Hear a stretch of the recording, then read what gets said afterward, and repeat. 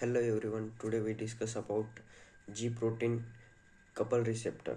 G protein couple receptor, also called 7 transmembrane receptor or heptahelical receptor. Protein located in the cell membrane that binds extracellular substances and transmits signals from these substances to an intracellular molecule called G protein, guanine nucleotide binding protein. GPCRs are found in the cell membrane of a wide range of organisms, including mammals, plants, microorganisms, and invertebrates. There are numerous different types of GPCRs. Some thousand types of encoded by human genome alone, and as a group, they respond to a diverse range of substances, including light, hormones, amines, neurotransmitters, and lipids.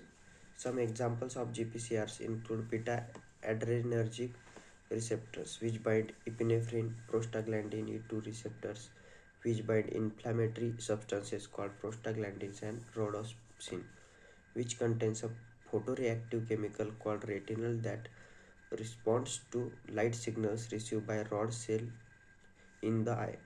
The existence of GPCRs was demonstrated in 1970s by American physician and molecular biologist Robert J.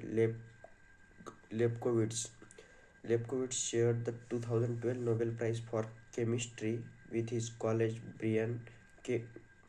Kobilka, who helped to elucidate GPCR structure and function. A GPCR is made up of long protein that has three basic regions: an extracellular portion, that N terminus, and intracellular portion, that C terminus. The a middle segment containing seven transmembrane domains, beginning at the N terminus. This long protein winds up and down through the cell membrane, with the long middle segment traversing the membrane seven times in a serpentine pattern. The the last of the seven domains is connected to the C terminus when a GPCR binds a ligand, a molecule that possesses an affinity for the receptor. The ligand triggers a conformational change in the 7 transmembrane region of the receptor. This activity is the C terminus, which then recruits a substance that in turn activates G protein associated with GPCR. Activation of G protein initiates a series of intracellular reactions that end ultimately in the generation of some effect, such as increased heart rate in response to epinephrine or changes in vision to dim light.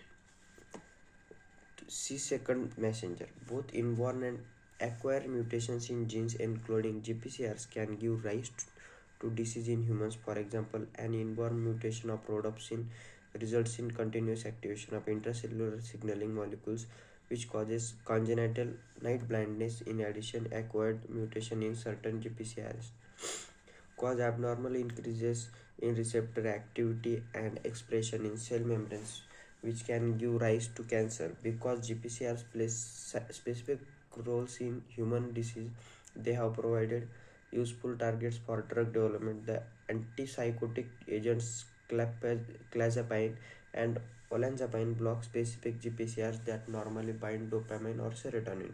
By blocking the receptors, these drugs disturb the neural pathways that give rise to symptoms and schizophrenia.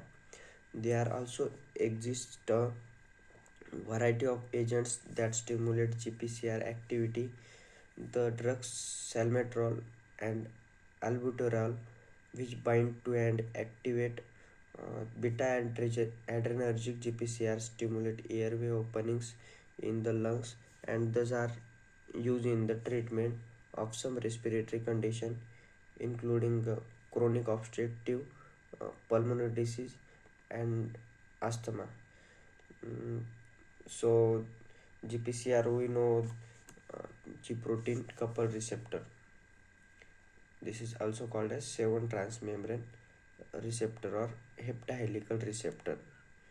It has receives a message from ligands and uh, GPCRs are found in the cell membranes of a wide range of organisms. Okay, all about you.